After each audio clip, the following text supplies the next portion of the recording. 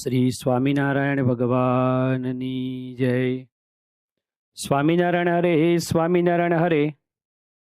વચનામૃત કાર્યાની પ્રકરણનું 9મું, પાડાખારનું. સ્વામિનારાયણ હરે સંમત 1877 કારતક સુધી 5મને દિવસ સ્વામી શ્રી સહજાનંદજી મહારાજ ગામ શ્રી કાર્યાણી મધ્યે વસ્તા ખાચરના દરબારમાં ઉત્તરાદા ઓરડાની ઓસરીએ ઢોલિયા ઉપર વિરાજમાન હતા અને સર્વ શ્વેત વસ્ત્ર ધારણ કર્યા હતા અને પોતાના મુખારવિંદની આગળ મુનિ તથા દેશ દેશના હરિભક્તની સભા ભરાઈને બેઠી હતી. પછી શ્રીજી મહારાજે નિત્યાનંદ સ્વામી તથા બ્રહ્માનંદ સ્વામી પ્રત્યે પ્રશ્ન પૂછ્યો છે. જેને એવી મલિન રીસ હોય છે જેની ઉપર આંટી પડે તે સંગાથે આંટી મૂકે જ નહીં, પાડાની પેઠે રીસ રાખ્યા જ કરે. એવો જે હોય તેને તે સાધુ કહીએ કે ન કહીએ? પછી એ બે બોલ્યા છે, જે એવો હોય તેને સાધુ ન કહેવાય. અહીંયા શ્રીજી મહારાજે જે પ્રકારે પ્રશ્ન પૂછ્યો છે અને જેને પૂછ્યો છે એ જોતા આપણને લાગે છે કે આ પ્રશ્ન તમે કોઈ પણ સોસાયટીના બાકડે બેઠેલા વ્યક્તિ જે કરંટ ટોપિક પર ચર્ચા કરી શકતો હોય, બધા ટોપિક ઉપર, એને તમે આ પ્રશ્ન પૂછો ને તો જે નિત્યાનંદ સ્વામીએ અને બ્રહ્માંડ સ્વામી જવાબ આપ્યો ને એ જ આવે. તો પછી આપણને પ્રશ્ન એ થાય કે આવો સામાન્ય પ્રશ્ન જે સામાન્ય વ્યક્તિ પણ જવાબ આપી શકે, તો મહારાજે શા માટે આવા બે ધુરંધર સંતોને આ પ્રશ્ન પૂછ્યો હશે? હવે નિત્યાનંદ સ્વામી તો 4 વેદના ભણેલા છે. મહારાજની દંત પંક્તિ જોઈને ત્યાગાશ્રમ સ્વીકાર કરેલો છે. બ્રહ્માનંદ સ્વામી એ શતાવધાની, એ મહાધુરંધર સંત છે. પણ મહારાજ એ બે સંતને બોલાવીને પ્રશ્ન પૂછે છે કે આવો જે હોય એ તેને સાધુ કહેવાય કે ન કહેવાય? જવાબ છે જ કે ભાઈ આવું હોય એને સાધુ ન કહેવાય. પણ આ વચનામૃતની પાછળ એક નાનો ઇતિહાસ છુપાયેલો છે. ઇતિહાસ એવો છે કે સદગુરુ બ્રહ્માનંદ સ્વામી એમના મંડળની અંદર વાસુદેવાનંદ મુનિ નામના એક સંત હતા, લહિયા સંત હતા. અત્યારે નવી પેઢીને ખબર ન પડે લહિયા એટલે શું, કારણ કે અત્યારે ઝેરોક્સનો અને સ્કેનિંગનો જમાનો છે. પહેલાના સમયની અંદર કોઈ સ્કેનર નહોતા અને ઝેરોક્સની કોઈ કંપની નહોતી, કોઈ કોપિયર મશીન નહોતા. એટલે આવા એક સારા વ્યક્તિ હોય જે ગ્રંથની કોપી કરે સારા અક્ષરની અંદર, સારા પાછા અભ્યાસી હોય, ભણેલા હોય, રસવઈ દીર્ઘઈ સમાસ ખબર પડતી હોય, એટલે વિદ્વાન સંત હોય આ. અને એ સંત એ જે તે વડીલ સંત હોય, જે વિદ્વાન સંતો હોય, એના ગ્રંથો અથવા જૂના ગ્રંથોનું એ પોતે લેખન કાર્ય કરતા હોય. આવા સંત એ એમના મંડળમાં હતા. હવે સાહજિક રીતે સદગુરુ બ્રહ્માનંદ સ્વામી એક કોક એવો પ્રસંગ બન્યો હશે અને વાસુદેવાનંદ મુનિને થોડો ઠપકો પણ આપ્યો હશે. વાસુદેવાનંદ મુનિને થોડુંક ખોટું લાગ્યું કે હું આટલો વિદ્વાન સંત છું, હું આટલી સેવા કરું છું ને મને બ્રહ્માનંદ સ્વામી આ પ્રકારે આવા નાના કારણ માટે ઠપકો આપ્યો, બધાની વચ્ચે ઠપકો આપ્યો, જે થયું હશે. પણ એમને લાગ્યું ખોટું અને પછી ત્યાગાશ્રમ છોડવા માટે તૈયાર થયા. હવે આ વાતની સદગુરુ મુક્તાનંદ સ્વામીને ખબર પડી. મુક્તાનંદ સ્વામી તો સત્સંગની માં કહેવાય. દરેક સાધુને સાચવી લે, દરેક હરિભક્તોને સાચવી લે. એવા મુક્તાનંદ સ્વામીને ખબર પડી એટલે વાસુદેવાનંદ જે મુનિ છે એને બોલાયા, સમજાયા, સત્સંગનો મહિમા સમજાયો, બ્રહ્માનંદ સ્વામીનો મહિમા સમજાયો કે કેવા સંત છે, કેવા વિદ્વાન છે, કેવો ત્યાગ કરીને આવ્યા છે. હવે આવા સંત તો કે આપણે ખોટું ન લગાડાય. પણ વાસુદેવાનંદ મુનિને પેલો વેગ ચડ્યો હોય કે ના મારે તો હવે જવું જ છે, એટલે મુક્તાનંદ સમજાયા કે ચિંતા ના કરો, મારા મંડળમાં રહો. અને પછી એમની વાત સ્વીકારીને એ સંત મુક્તાનંદ સ્વામીના મંડળમાં પોતે રહ્યા. હવે આ બાજુ સદગુરુ બ્રહ્માનંદ સ્વામીને ખબર પડી કે મારા મંડળના પેલા સંત છે એને ખોટું લાગ્યું હતું, જવા તૈયાર થઈ ગયા હતા અને ઠપકો આપ્યો હશે એમને, અને મુક્તાનંદ સ્વામીએ રાખી લીધો કે સારા સંત હતા, લૈયા સંત હતા. એટલે એમને લાગ્યું ખોટું બ્રહ્માનંદ સ્વામીને, આપણને જેમ ખોટું લાગે છે એવું નહીં, સાહજિક રીતે. અને એક અઠવાડિયું એ મુક્તાનંદ સ્વામીના આસને પગે લાગવા ન ગયા. હવે દાદા ખાચરનો દરબાર એ તો નાનો દરબાર છે એટલે ખબર તો પડી જ જાય, કોક તો કહી જાય. કોકે વાત કરી મહારાજને કે મહારાજ આવું થયું છે. એટલે પછી શ્રીજી મહારાજને થયું કે આવા મોટા સંત અને આવી નાની બાબતમાં કેમ આવું થયું. મહારાજે વિચાર્યું કે આવા મોટા સંત બ્રહ્માનંદ સ્વામી, મહાવિદ્વાન, શતાવધાની, રાજકવિ, કેટલી બધી ધન સંપત્તિનો ત્યાગ કરીને, માન મોટપનો ત્યાગ કરીને સાધુ થયા છે, અને એક નાની સામાન્ય બાબતમાં અમારા ગુરુ મુક્તાનંદ સ્વામી એમની સાથે આવું થયું છે, આવી આંટી બંધાઈ છે, માટે કંઈક ઉપાય કરવો પડે. હવે મોટા સંત છે એટલે ડાયરેક્ટ તો કહી ન શકાય, એટલે શ્રીજી મહારાજે ખૂબ ધ્યાન રાખ્યું. મહારાજે વિચાર કર્યો કે આપણે સભાની અંદર પ્રશ્ન પૂછી આવો અને આ વાતનું સમાધાન આપણે લાવીએ. પાછું એ પણ ધ્યાન રાખ્યું કે ખાલી જો બ્રહ્માનંદ સ્વામીને પ્રશ્ન પૂછે તોય ખબર પડી જાય કે કેમ આ પ્રશ્ન પૂછ્યો છે. એટલે શ્રીજી મહારાજે નિત્યાનંદ સ્વામીને જોડે રાખ્યા પાછા કે તમે બે સંત જવાબ આપો કે આવો જે સાધુ હોય અથવા આમ જે કરે એને સાધુ કહેવાય કે ન કહેવાય. તો અહીંયા મહારાજનો અત્યંત વિવેકી સ્વભાવ એ આપણને દ્રશ્યમાન થાય છે, આપણને જાણવા મળે છે. બ્રહ્માનંદ સ્વામી મોટેરા સંત છે અને અમુક બાબતમાં હરિભક્તો અને સંતોના આદર્શ છે. જેતલપુરના બીજા વચનાવૃતમાં શ્રીજી મહારાજે બ્રહ્માનંદ સ્વામીની યતિ કહીને પ્રશંસા કરી છે. યતિ રામાયણનો ત્યાં પ્રસંગ છે, લક્ષ્મણજીની વાત મહારાજ કરે છે કે 14 વર્ષ વનમાં રહ્યા પણ સીતાજીના ચરણ સિવાય કોઈ શરીરનું અંગ જોયું નથી. આવા જે હોય ને એને યતિ કહેવાય, અને એવા યતિ આ બ્રહ્માનંદ સ્વામી છે. નિષ્કામ બ્રહ્મચર્ય વ્રત એવું એમનું હતું આ બ્રહ્માનંદ સ્વામીનું. મહારાજે વખાણ કર્યા છે. પ્રથમના 24 અંદર બ્રહ્માનંદ સ્વામી મહારાજને પ્રશ્ન પૂછે છે કે મહારાજ, ઇન્દ્રિયોની વૃત્તિ એ પંચ વિષયમાં જતી નથી, અંતઃકરણમાં ખોટા ઘાટ થતા નથી, અને ભગવાનનો નિશ્ચય પણ યથાર્થ છે, તેમ છતાં અંતરમાં સૂનું કેમ રહ્યા કરે છે. આ પોતાની સ્થિતિની વાત કરે છે બ્રહ્માનંદ સ્વામી. શું કહે છે? પંચ વિષયમાં કોઈ જગ્યાએ મારી વૃત્તિ જતી જ નથી, અંતરમાં ખોટા ઘાટ થતા નથી, અને ભગવાનનો નિશ્ચય યથાર્થ છે. કેવી સ્થિતિ બ્રહ્માનંદ સ્વામીની હશે? તો આવા બ્રહ્માનંદ સ્વામીને મહારાજને કહેવું હતું. એટલે એમનો મહિમા સમજી અને મહારાજે આ રીતે એમને જાહેરમાં આપવાનું ન થાય, અને તેમ છતાં પણ જે કહેવાનું હોય બધું કહી દેવાય, એ રીતે મહારાજે એ આખી ગોઠવણી કરી. અને મહારાજે આપણને એક નવો દ્રષ્ટિકોણ આપ્યો કે આપણે બધા સત્સંગમાં રહીએ છીએ, અમે સંતો છે, તમે બધા હરિભક્તો છો, આમાં ઘણા કાર્ય કરતા હશે, તો આપણે સંતો સાથેનો વ્યવહાર થાય છે, આપણે કાર્યકર્તાઓ સાથેનો વ્યવહાર થાય છે, આપણે હરિભક્તો સાથેના વ્યવહારમાં જોડાયેલા છે. અને વ્યવહાર આવે ત્યારે નાના મોટા પ્રસંગે નાની મોટી ભૂલ તો થવાની જ છે. પણ મહારાજ અહીંયા સમજાવે છે કે નાના હોય કે મોટા હોય, નાની ભૂલ હોય કે મોટી હોય, પણ બહુ જ વિવેકથી એ વ્યક્તિને આપણે કહેવું જોઈએ. પરમ પૂજ્ય મહંતસિંહ મહારાજ ઘણીવાર, સંતોએ ઘણીવાર પ્રશ્ન પૂછ્યા છે, કાર્યકર્તાઓએ ઘણીવાર પ્રશ્ન પૂછ્યો કે બાપા અમે બધા કાર્ય કરીએ છીએ અને કોક વાર કહેવાનું થાય. મહંતસિંહ મહારાજથી કહેવું જ પડે, સત્સંગ છે, આખો સમાજ લઈને બેઠા છીએ, કોકની ભૂલ થાય તો કહેવું પડે. પણ કેવી રીતે કહેવાનું? સ્વામીએ વાત કરી કે વિવેકથી, નમ્રતાથી, પોતાના જાણીને અને એના જીવનું અહિત ન થાય ને, આ 4 વિચાર કર્યા પછી બાપા કે તમારે જેટલું કહેવું એટલું કહેવાનું. હવે આમાં શું કહેવાનું રે? વિવેક આવી ગયો, નમ્રતા આવી ગઈ, પોતાના જાણીને કહેવાનું છે, અને એના જીવનું પાછું બગડે નહીં એ રીતે કહેવાનું છે. એટલે મહારાજ અહીંયા રીત શીખવાડે છે સત્સંગની અંદર કેવી રીતે કહેવાનું કોકની ભૂલ થાય તો. પ્રથમ તો આપણો અધિકાર જ નથી કોઈને કહેવાનો, પણ મહારાજ અહીંયા સમજાવે છે કે તમારા ઘરમાં બાળક હોય, બાલિકા હોય, યુવક હોય, યુવતી હોય, માતા પિતા હોય, પતિ પત્ની છે, એકબીજાને કોકવાર કહેવાનું થાય તો આ 4 મુદ્દા વિવેકથી, નમ્રતાથી, પોતાના જાણીને અને એના જીવનું અહિત ન થાય એ રીતે કહેવાનું.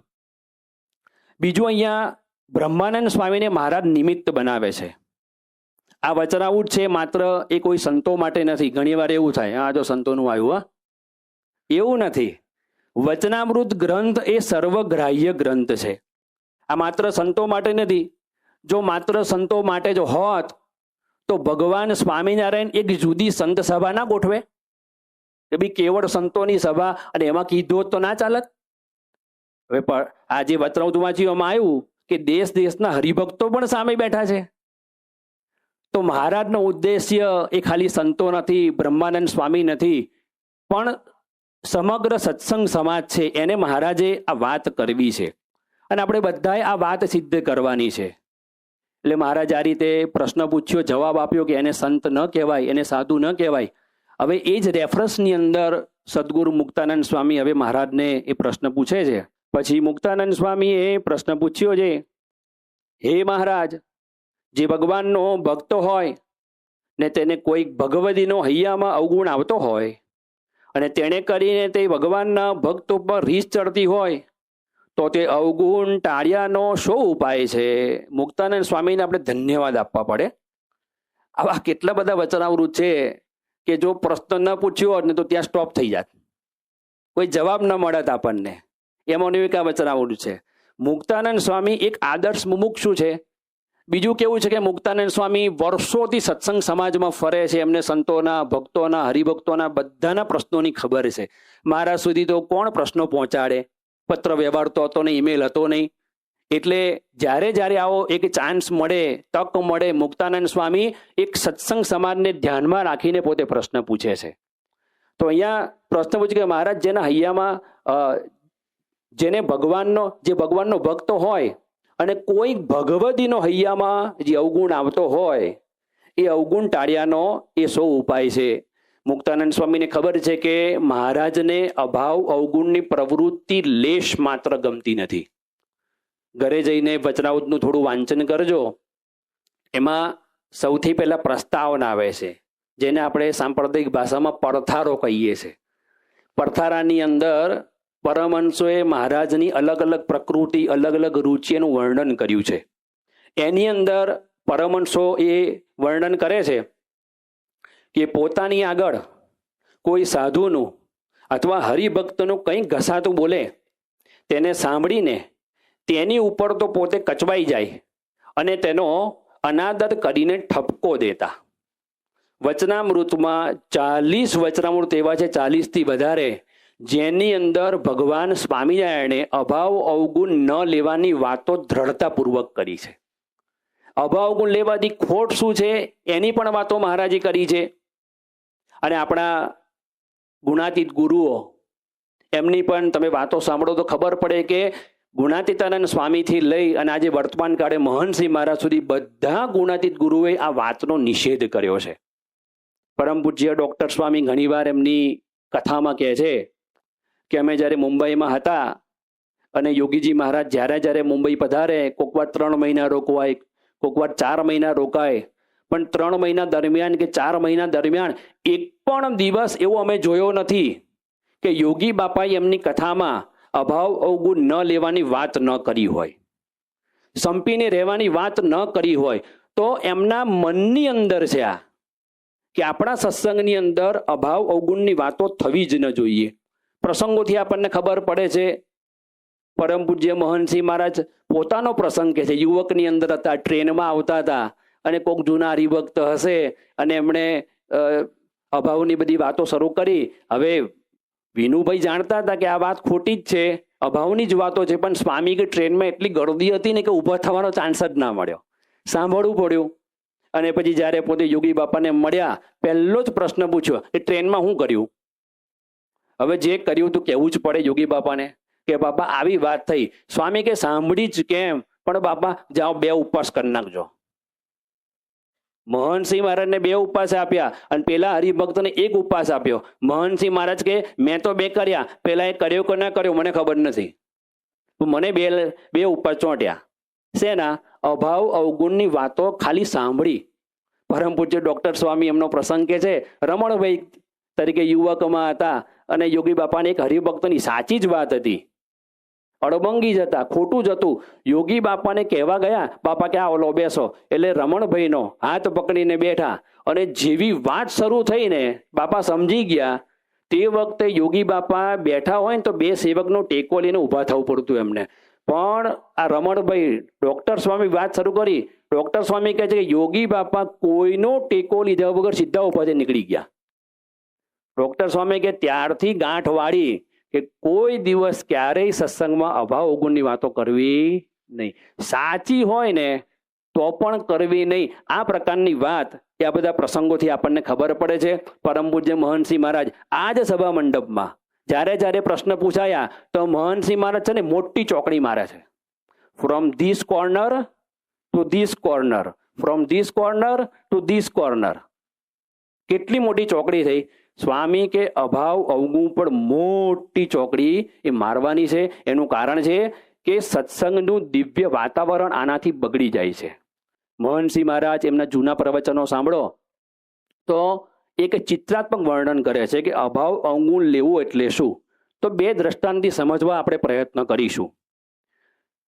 કોઈ વ્યક્તિ અભાવ લે છે એ કેવું છે એનું વર્ણન કરે છે મહંતસિંહ મહારાજ કે અત્યારે વાયરલની સિઝન ચાલે છે અને બરાબર છાતીમાં કફ થઈ ગયો હોય, ખખડતો હોય, અવાજ આવતો હોય અને એ કોઈ હરિભક્ત છે એકદમ ઓક કરીને કડફો આમ પેલો ગડફો કાઢે. મહંતસિંહ મહારાજ કે પતાસા જેવો કાઢે. એ વર્ણન કરે પાછા. આવો સાઈઝ કેવી હોય? પતાસા જેવી. પતાસા જેવો ગડફો બહાર કાઢે તો આમાંથી કોની ઈચ્છા થાય ખાવાની? લે, મહંતસિંહ મહારાજ આ દ્રષ્ટાંત આપીને સમજાવે છે કે કોઈ બીજા વ્યક્તિનો અભાવ લેવો ને આ ગડફો ખાધા જેવો છે. હવે એ તો પ્રેમથી કરીએ છીએ આપણે. એક દ્રષ્ટાંત. મહંતસિંહ મહારાજ બીજું દ્રષ્ટાંત આપતા કે ચલો આજે સભામાં જાહેરાત આપણે કરીએ કે આવતી સભામાં દરેક હરિભક્તોએ ઘરેથી એક ડોલચું લઈને આવવાનું છે. પ્રસાદ નથી મળવાનો અહીંથી કોઈ, પણ ડોલચું લઈને આવવાનું છે અને એ ડોલચામાં તમારે તમારા ઘરની ગટરનું પાણી ભરીને આવવાનું છે. ફ્લેટમાં રહેતા હોય તો નીચે ગટરો તેમાંથી ભરીને લાવવાનું. પણ દરેક સભ્યોએ જેટલા બેઠા છે બધાએ બરણીમાં કે ડોલચામાં તમારે આવતી સભામાં ગટરનું પાણી લઈને આવવાનું છે. અહીં બેસવાનું અને 5 મિનિટ પછી દર 5 મિનિટે એ ડબ્બો ખોલવાનો અને 5 સેકન્ડમાં એટલે ખુલ્લો રાખીને પાછું બંધ કરી દેવાનો. તો શું થાય? આપણે જ જતા રહીએ. આપણે જતા રહે નહીં, બહાર બાકડે બેઠા હશે ને એ ભાગી જશે. એ નહીં, કોક વ્યક્તિ મંદિરમાં દર્શન કરવા આવતો હશે ને એટલી ગંધ મારે ને પેલો મંદિરમાં જ નહીં આવે. અભાવ ગુણ આખું વાતાવરણ ડોરાઈ નાખે. એની સામે મહંતસિંહ મહારાજ કે ફરીથી એકવાર જાહેરાત થાય કે હવે આવતી સભામાં તમામ હરિભક્તોએ ડોલચું લઈ લાવવાનું છે, બરણી લઈને આવવાની છે, પણ તમારે ઘરેથી ગુલાબ જળ ભરીને આવવાનું છે. ગુલાબ જળ. અને બધા પાસે ગુલાબ જળ હોય અને પછી દર 5 મિનિટે ગુલાબ જળ એ ડબ્બો ખોલવાનો. શું થાય? સુગંધ સુગંધ સુગંધ આખો. અને બહાર બાકડે બેઠેલા બધા અંદર આવી જાય. બોલો કે સુગંધ છે નહીં આવે છે. બહાર કોઈ રસ્તામાં જતો હોય કે ભાઈ સાહીબાગ મંદિરમાંથી આટલી બધી સુગંધ લેવા માટે પોતે અંદર આવે. મહંતસિંહ મહારાજ કે સત્સંગની અંદર અભાવ ગુણની વાતો હોય ને તો આપણને મજા ના આવે, સામેવાળાને મજા ના આવે, બહારથી કોઈ વ્યક્તિ સત્સંગમાં નવા આવે જ નહીં. પણ જો ગુણ ગ્રહણ મહિમાની વાતો થાય ને તો સત્સંગ મગમગ થઈ જાય, ગુલાબ જળ જેવો થઈ જાય. પણ આપણી નબળાઈ એ આ બધા સંતો જાણે છે. એટલે મુક્તાનંદ સ્વામીએ અહીંયા પ્રશ્ન પૂછ્યો છે અને એના જવાબની અંદર ભગવાન સ્વામિનારાયણ કહે છે. પછી શ્રીજી મહારાજ બોલ્યા છે, જેના હૈયામાં ભગવાનની ભક્તિ હોય ને ભગવાનનો મહિમા જાણતો હોય તેને ભગવાનના ભક્તનો અવગુણ આવે નહીં અને ભગવાનના ભક્તો ઉપર રીસની આંટી બંધાય જ નહીં. હવે મહારાજ શ્રીમદ ભાગવત પુરાણના 10મ સ્કંધનું એક દ્રષ્ટાંત એ અહીંયા આપે છે. જેમ ઉદ્ધવજી જો ભગવાનના મહિમાને સમજતા હતા તો એમ વર માંગ્યો છે આ ગોપીઓની ચરણ રજના અધિકારી એવા જે વૃંદાવનને વિશે લતા તથા તૃણ તથા ગુચ્છ તેને વિશે હું પણ કંઈક થાઉં અને શ્રી કૃષ્ણ ભગવાને વૃંદાવનને વિશે વૃક્ષને તથા પક્ષીને તથા મૃગલાને બળદેવજી આગળ અતિ મોટા ભાગ્યવાળા કહ્યા છે. અહીંયા મહારાજ કહે છે કે જેના હૈયામાં ભગવાનની ભક્તિ હોય ને ભગવાનનો મહિમા જાણતો હોય તેને ભગવાનના ભક્તોનો અવગુણ આવે નહીં અને ભગવાનના ભક્તો પર રીસની આંટી બંધાય જ નહીં. અને અહીંયા મહારાજ ઉદ્ધવજીનું દ્રષ્ટાંત આપે છે. ઉદ્ધવજીને મહારાજે અવારનવાર લગભગ 6 વચનામૃતમાં મહારાજે યાદ કર્યા છે આ જ વિષય માટે. તો ઉદ્ધવજી એવું શું કર્યું કે મહારાજ ઓવારી ગયા, વારંવાર એમને યાદ કરે છે.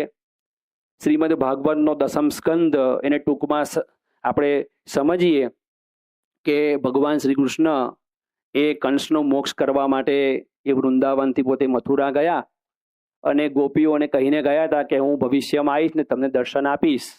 એમ કરીને પોતે ગયા અને આ બાજુ કંસનો મોક્ષ કર્યો. સાંદીપની ઋષિના આશ્રમમાં ગયા ભણવા માટે. 64 દિવસમાં 64 કળામાં પોતે પ્રવીણ થઈ ગયા. ઘણો સમય થઈ ગયો. શ્રી કૃષ્ણ ભગવાનને ગોપીઓ યાદ આવી કે બિચારી ગોપીઓ મારા વિરહમાં શું કરતી હશે, રડતી હશે. એટલે કૃષ્ણ ભગવાને ઉદ્ધવજીને બોલાયા અને ઉદ્ધવજીને કહ્યું કે તમે વ્રજમાં જાઓ, ગોપીઓને મારો વિરહ લાગ્યો હશે, તમે જ્ઞાન આપી તેમની મનોવ્યથા દૂર કરજો. એટલે જ્ઞાન આપવા માટે ભગવાન કૃષ્ણ ઉદ્ધવજીને વ્રજની અંદર મોકલે છે. હવે ઉદ્ધવજીનું સ્વરૂપ થોડુંક સમજવું પડે કે ઉદ્ધવજી કોણ હતા. તો ઉદ્ધવજી એ ચોવાટિયા હતા ભગવાનના, કહેતા કે મંત્રી હતા, રાજા જેવું સ્વરૂપ હતું એમનું. રાજનીતિમાં કુશળ હતા, શાસ્ત્રજ્ઞ હતા. એટલે ઉદ્ધવજીને જ્યારે ભગવાન કૃષ્ણએ આજ્ઞા કરી કે તમારે વ્રજમાં જવાનું છે અને ગોપીઓને સમજાવવાનું છે, એટલે ઉદ્ધવજીએ મનમાં વિચાર કર્યો છે કે હો આ ગોપીઓ સાવ અભણ, વળી ગામડાના બધા સાવ માણસો, હવે આ બધાને હું તો રાજનીતિનો પ્રવીણ છું, ચપટીમાં બધાને હું સમજાઈ જઈશ અને જે કંઈ દુઃખ હશે, મનોવ્યથા હશે બધાની દૂર થઈ જશે.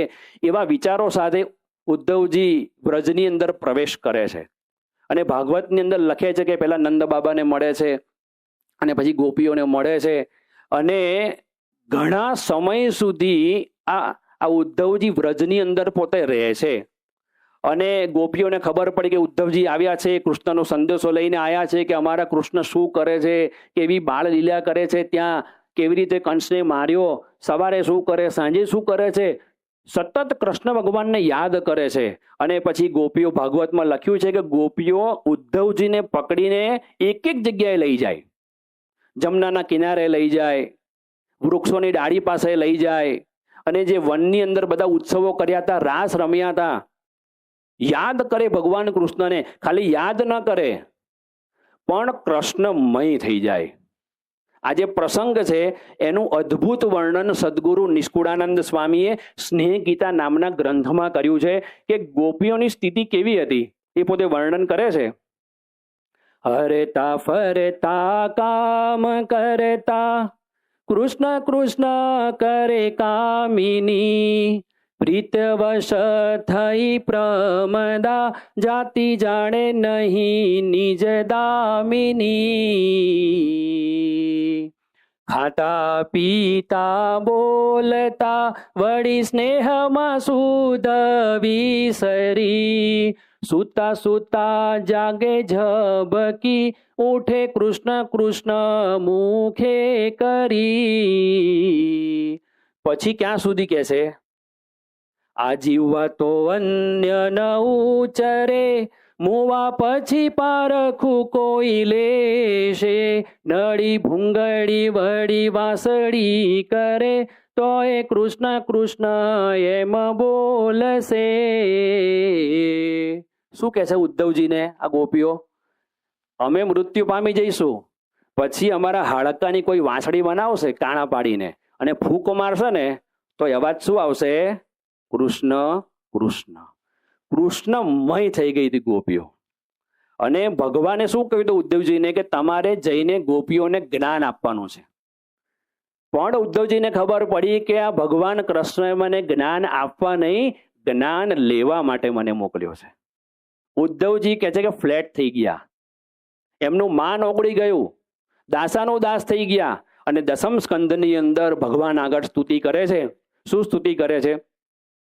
આસામહો ચરણ રેણુજુષામહં સ્યામ વૃંદાવને કિમપી ગુલ્મલતૌષધીનામ યાદુસ્ત્યજમ સ્વજનમાર્ય પથમ ચ હિત્વા ભેજુર્મુકુંદ પદવીમ શ્રુતિભીર્વિમૃગ્યામ. ઉદ્ધવજી ભગવાનને કહે છે કે કોઈથી પણ ન તજી શકાય એવા સંબંધીઓ અને આર્ય માર્ગનો ત્યાગ કરીને ગોપીઓએ વેદોને પણ ગોતવા યોગ્ય મુકુંદ ભગવાનને પામી ગઈ છે. તો હે ભગવાન, જો તમે મને ફરી જન્મ આપવાના હોય તો આ વૃંદાવનમાં ગુલ્મ, લતા, ઔષધિ એક નાનો છોડ બનાવજો, જેથી ગોપીઓ જે રસ્તે ચાલતી હોય ને એની ચરણની રજ મારા માથા ઉપર પડે. લો, આ દાસના દાસ કહેવાય છે ને, દાસના દાસ રહી જે સત્સંગમાં ભક્તિ તેની ભલી માનીશ રાચીશ તેના રગમાં. એટલે ભગવાન સ્વામિનારાયણ આ ઉદ્ધવજી પર વારી ગયા છે. મહનસિંહ મહારાજ ઘણીવાર કહે છે કે ઉદ્ધવજીને યાદ કરતા શ્રીજી મહારાજની જીભ સુકાતી નથી. તેનું કારણ આ છે કે એમણે ભક્તનો મહિમા સમજ્યો. એમણે સામે જોયું નહીં કે આ અભણ છે, આ ગામડાના છે, સ્નાન કરતા છે નહીં કરતા હોય, કોઈ જ્ઞાન નથી. નહીં, ભગવાનની ભક્તિ. સંબંધ કોનો છે? કૃષ્ણ ભગવાનનો સંબંધ થયો છે. એ સંબંધના મહિમાથી ઉદ્ધવજીએ આ વાત કરી, ભગવાનની સ્તુતિ કરી છે. યોગીજી મહારાજ કહેતા, કેમ છોડનો જન્મ માંગ્યો? ઝાડનો ના માંગે કે ગાયનો ના માંગે? યોગી બાબા કે છોડનો જન્મ એટલે માંગ્યો કે વૃક્ષમાં છે ને બુદ્ધિ ના હોય, એને બુદ્ધિ ચલાવવાની ના હોય, સીધો મહિમા જ સમજવાનો. સંબંધોમાં બસ નાનો છોડ થઈ જાય એટલે રજકણ માથામાં પડતી જ જાય, પડતી જ જાય. જો આ સંબંધનો મહિમા છે. શ્રીજી મહારાજે અંત્યનું 28મો કાર્યાણી 9 લોયા 16 17માં આ 4 વચનામૃતમાં ઉદ્ધવજીને યાદ કર્યા છે. મહનસિંહ મહારાજ ઘણીવાર કહે છે કે મહારાજ ઉદ્ધવજી પર વારી ગયા છે, અત્યંત રાજીપો બતાવ્યો છે. મહનસિંહ મહારાજ કહે છે કે જો આવો રાજીપો આપણે પ્રાપ્ત કરવો હોય તો શું કરવાનું? તો આપણા સત્સંગમાં જે કંઈ સંતો છે, હરિભક્તો છે, સત્પુરુષના સંબંધમાં જે કોઈ પણ આયા છે ને, એનો આ પ્રકારનો મહિમા એ આપણે સમજવો પડે. મહિમાની અંદર કેવું છે? સંબંધના મહિમામાં ગુણ અને અવગુણ એનું ગણિત ના ચાલે. સંબંધ એટલે સંબંધ. જો ગુણ અને અવગુણનો એ સરવાળો કરવા જાઓ કે આ ભક્ત છે એનામાં આટલા ગુણ છે, આટલા અવગુણ છે, તો મેળ જ ના પડે આમાં. કારણ કે આપણી દ્રષ્ટિ અવગુણ ઉપર જ હોય વધારે. 2 ગુણ દેખાય, 200 અવગુણ દેખાય, ક્યાંથી મહિમા સમજાય? એટલે મહારાજ અહીંયા કહે છે કે સંબંધનો મહિમા, કોનો સંબંધ થયો છે. એક પ્રેક્ટિકલ દ્રષ્ટાંત અને 2 થિયરી પરથી આપણે સમજવા માટે પ્રયત્ન કરીશું. આ દેખાય છે શું છે? લોખંડનો ભંગારનો ટુકડો છે, બરાબર છે? કાટ લાગી ગયો છે, અઠવાડિયા સુધી અહીંયા પડ્યો હોય તો કોને લેવાની ઈચ્છા થાય? આમાંથી કોણ લઈ જાય? પ્રેમવદન સ્વામી ઉપાડે કે ભાઈ સ્ટેજ ઉપર પડ્યો છે એમને તો સાઈડ પર લઈ લો. કોઈને લેવાની ઈચ્છા ના થાય. પણ આ જ લોખંડના ટુકડાને પારસમણીનો સ્પર્શ થાય અને સોનું થઈ જાય, કોણ બાકી રાખે આને? બોલો, પડાપડી થાય. હવે આ તો દ્રષ્ટાંત છે, બરાબર છે? જો લોખંડનો ટુકડો, એની સાઈઝ, એનો શેપ, એની ધાર, એનું વજન, એમાં કોઈ ફેરફાર થતો નથી. પેલા ભાલા છે ને, અડો એટલે વાગે, ભલે એ સોનાનો થઈ જાય ને તોય વાગે. વજન ભારે જ છે, પણ એવું લાગે? આવું વાગે એવું સોનું કોણ લે? આપણે તો ચમકતું હોય ને ગોળ હોય ને એ સોનું કામનું. એવો વિચાર કરો. સોનું એટલે ભલે વાગે, લોહી કદાચ વાગી જશે ને કપાશે ને તો ડ્રેસિંગ કરતું એ તો 2 દાડા મટી જાય. આ ટુકડો ક્યાંથી મળેલા? આવો સોનાનો ટુકડો. જો સંબંધનો મહિમા, સંબંધ કોનો થયો? પારસમણીનો થયો ને. એ લોખંડ એ રહેતું નથી, સોનું થઈ ગયું. સ્વભાવ ટળી જતા નથી, પણ સંબંધથી એની કિંમત વધી ગઈ. બીજું દ્રષ્ટાંત સંતો કાયમ માટે આપે છે કે ભારતની અંદર વાઇસરોય એ ત્યાં જામનગર આવ્યા પ્લેનની અંદર, અને જામ સાહેબ એમને સ્વાગત કરવા માટે ગયા અને દરવાજો ખુલ્યો અને પહેલું કોણ નીકળ્યું? કૂતરો નીકળ્યો. પણ કોનો હતો? જામ સાહેબનો હતો. ભાઈ કૂતરો તો કૂતરાની પૂંછડી સીધી હશે? તે કૂતરો કરડતો નહીં હોય? તે કૂતરો ગંધાતો નહીં હોય, 4 પગ જ હશે, કરડતો જ હશે, વાંકી પૂંછડી જ હશે, એ સ્વીટ બોલતો હશે, ભસે એટલે કૂતરો ભસે એવો જ અવાજ હોય. પણ કૂતરો કોનો છે?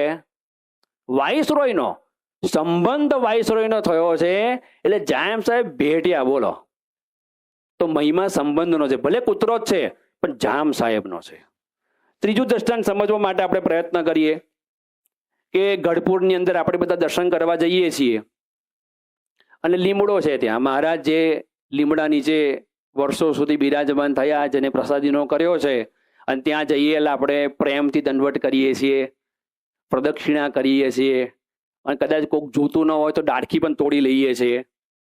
કારણ કે બધા ડાળખી તોડવા માંડે તો લીમડો એ થઈ જાય, તો ડાળખી તોડીએ છીએ. લીમડો કડવો છે તોય આપણે પાન ચાવીએ, મહારાજની પ્રસાદીનો છે.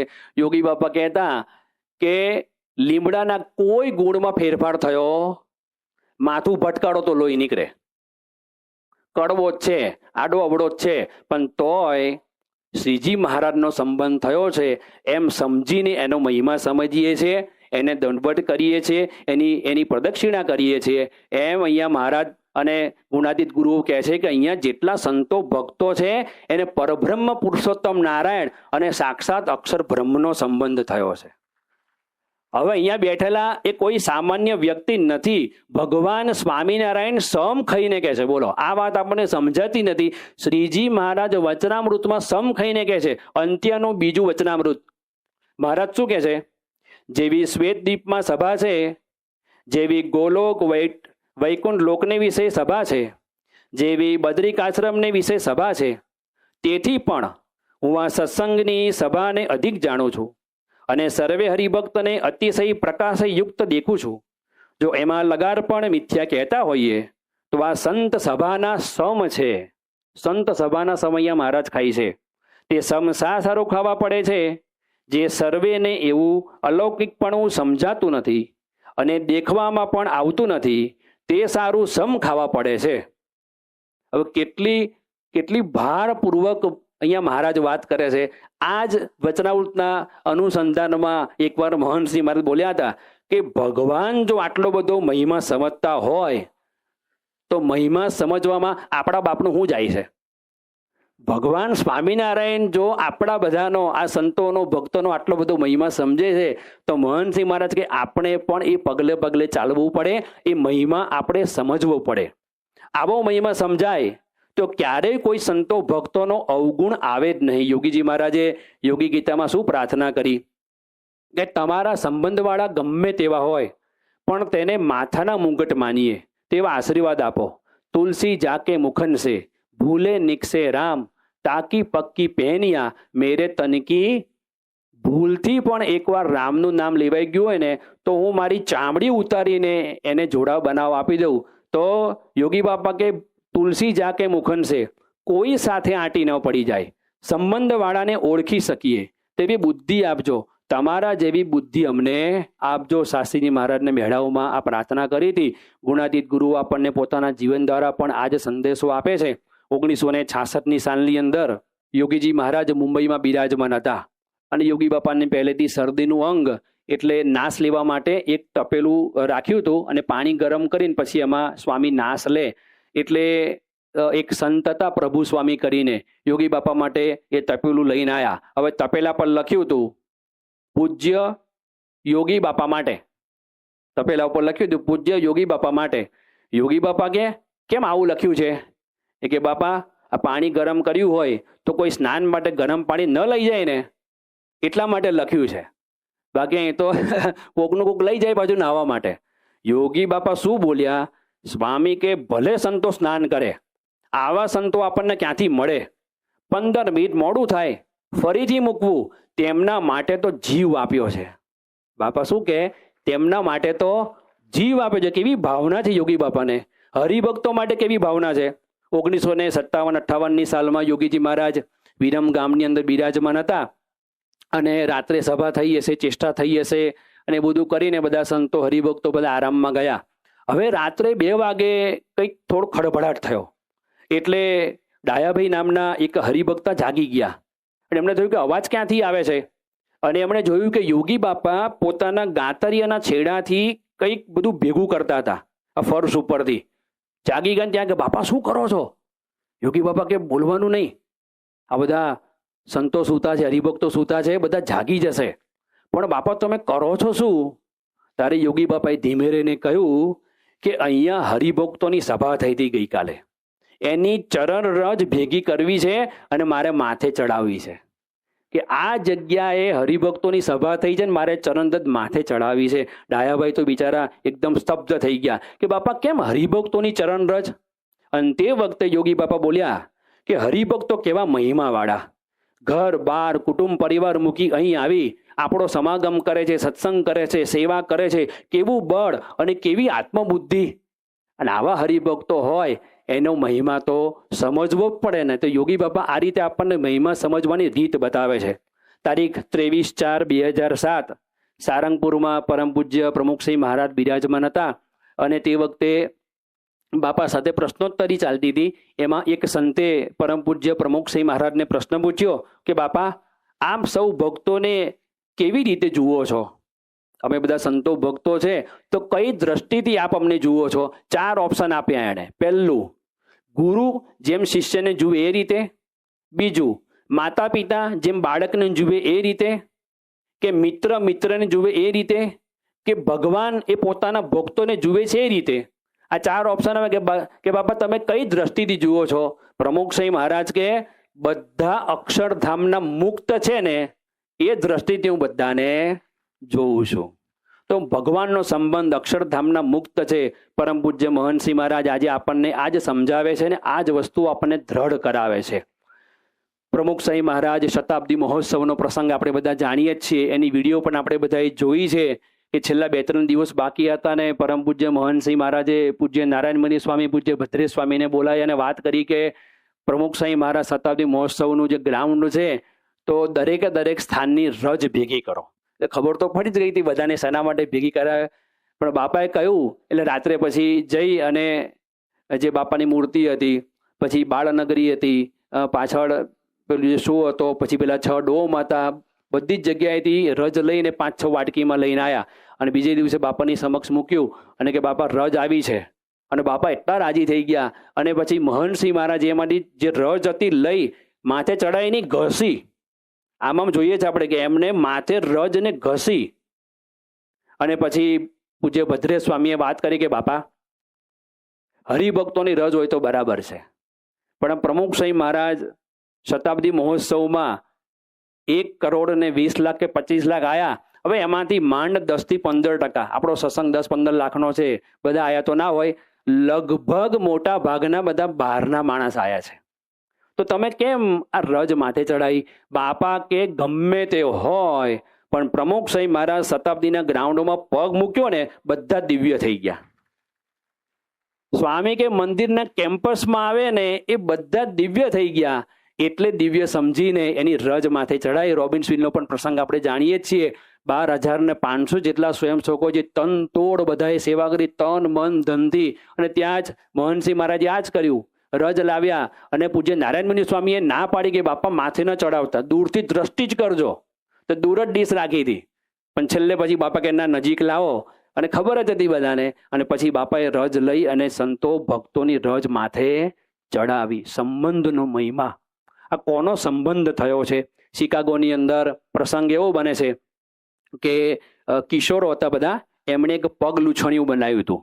અને પગ લૂછણિયામાં કોન્સેપ્ટ એવો હતો એમનો કે નામ લખ્યા હતા પોતાના, અને એ જે તે યુવકોને જે દોષ પીડતો હોય, સ્વભાવ નડતો હોય ને એ અંદર લખ્યો હતો કે ભાઈ આ દોષ મને પીડે છે. અને પછી બાપા પાસે લાયા કે સ્વામી આમાં બધા યુવકોએ, કિશોરોએ આ પગ લૂછણિયું બનાવ્યું છે અને એમના દોષો અંદર લખ્યા છે, એટલે તમે છે ને પગથી કચેડો આને. એટલે સ્મૃતિ રે બધાને કે બાપાએ આપણા દોષને ટાળી નાખ્યા. બાપા કે લાવો નજીક. અને બાપાએ જોયું ને તો સ્વભાવ દોષો તો હતા જ, પણ એમાં યુવકોના નામ પણ હતા. તો મોહનસિંહ મહારાજે સ્વભાવ દોષો જોયા નહીં, યુવકોના કિશોરોના નામ જોયા. અને મોહનસિંહ મહારાજે 2 હાથે એને પગે લાગીને પાછું આપી દીધું કે આની ઉપર પગ મુકાય નહીં, કારણ કે આની અંદર તો કિશોરોના નામ છે. તો આ દ્રષ્ટિકોણ એ મહંતસિંહ મહારાજ આપણને સમજાવે છે કે દોષો સ્વભાવ દરેકમાં રહેવાના જ છે, પણ તેની સામું ન જવું, કેવળ સંબંધની સામું જવું. પુરુષોત્તમ બોલ્યા પ્રીતે ગ્રંથનો એક વાક્ય કાયમ માટે મહંતસિંહ મહારાજ બોલે છે અને બધા પાસે બોલાવે છે. ભગવાનને ભજતા સર્વે હરિજનો દિવ્ય છે.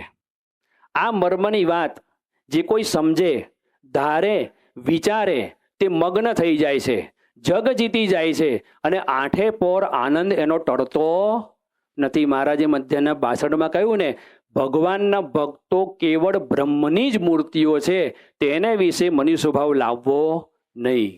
પરમ પૂજ્ય પ્રમુખસિંહ મહારાજની જીવન ભાવનાને વ્યક્ત કરતું એક કીર્તન રચ્યું છે, જેને આપણે યશ ગાથા કહીએ છીએ. પ્રમુખ સ્વામીની જીવન ભાવના સૌનું હિત કરતી. એમાં એક કડીની અંદર લેખકે બહુ સરસ પ્રમુખસિંહ મહારાજની ભાવના રજૂ કરી છે.